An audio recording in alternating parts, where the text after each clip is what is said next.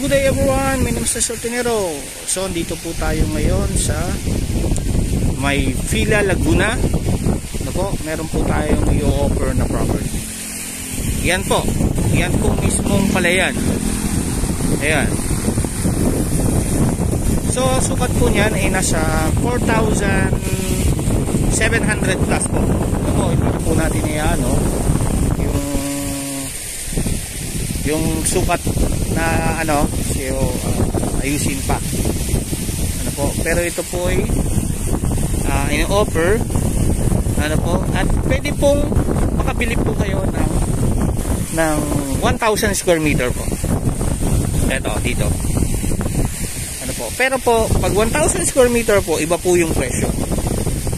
Ano po? Ayan. So, ito po, yung presyo na yan, 600 per square meter po. Ayan. So, ang gagawin lang po, maggagawa lang po ng tulay papunta po doon. Lapit lang naman po. Almost po mga 3 meters papunta po doon. Ayan. Ito po yung kalsada. Ayan. Irrigation po yan. Yun nga lang po, hindi po pwedeng tatakpan yan. Kasi marami po pong pala yan. So kung going naman po dito, papunta po doon sa ano, sa highway, mostly po mga 3 minutes drive papunta po doon. Highway na po yan eh. Yan, yan. Lapit na po yung highway dyan. Siguro kung lalakarin nyo po, papunta po doon sa highway, mga ano po, mga 20 minutes po. Medyo malayo-layo kasi siyempre iba po yung lakad. Ano po, iyan o. Gagawa lang po kayo ng tulay, papaganon ho. Ayan. Yan po. Ayan po ay nasa 4,700 plus. Ayan. So mahaba rin naman yung footage. Pero po kung hindi po kaya ng buo at gusto po bumahagi ng 1,000 square meter, pwede naman po. Pero ang presyo po ay 1,000 pesos per square meter po. Ano po? Going to 600 to 1,000 pesos ang per square kung ibabahagi. Pero po, kayo po ang gagastos sa pagpapasukat, ano po, at aambag po kayo sa pagpapa-approve ng plano. Ayan po.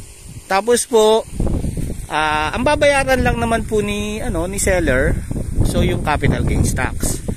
Yan po, dun po sa portion na bibilihin nyo.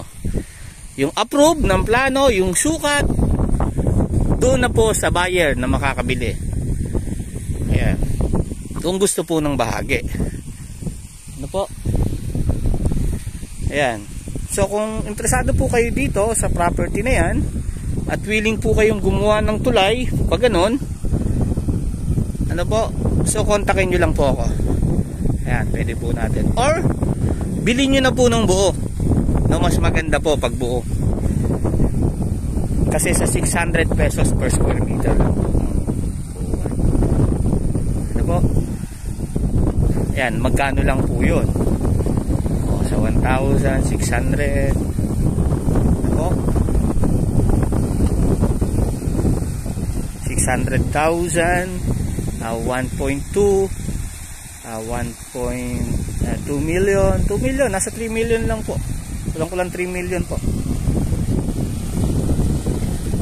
O lagpas pong 3 million, sorry. Ayan. Ayan o. So yan, ayan o. Pwede po kayong magtanim ng palay, or pwede po kayong mag-alaga ng mga itik. Ayan o, kagaya ho nyan, itikan o. Ayan o, kita nyo po o. Ayan. Or pwede po kayong mag-alaga ho ng kung ano-ano dyan. Ang baboy, pwede ho yan dyan. At maganda ho kasi may irrigation. Ayan, ayan kagandahan ho dyan. Meron kayong irrigation. So yun. Yun. Sa lahat po ng interested dyan sa property na to, no, call lang po kayo, no? Ayan po. So yun, thank you so much po and God bless po. My name is Mr. Dinero. Watch my video and subscribe po, no? Huwag niyo pong kakalimutan mag-subscribe para lagi po kayong update sa ating mga vlog na farm lot. So yun, thank you so much po and God bless po.